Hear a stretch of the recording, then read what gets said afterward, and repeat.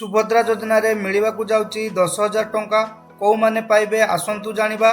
सुभद्रा योजना आज नुआ अपडेट।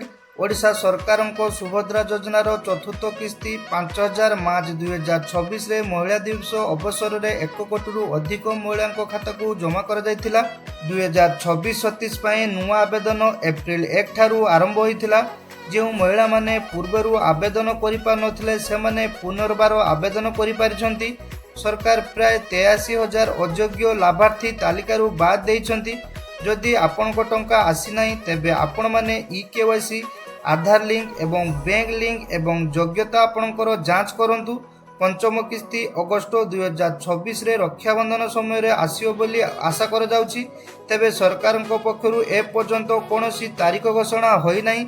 जेउ हिताधिकारी माने एप्रिल मासरे आवेदन करिसंती सेमानंकु राज्य सरकार रक्षाबंधन समय रे 10,000 टंका प्रदान करियो बोली राज्य सरकार घोषणा करिसंती।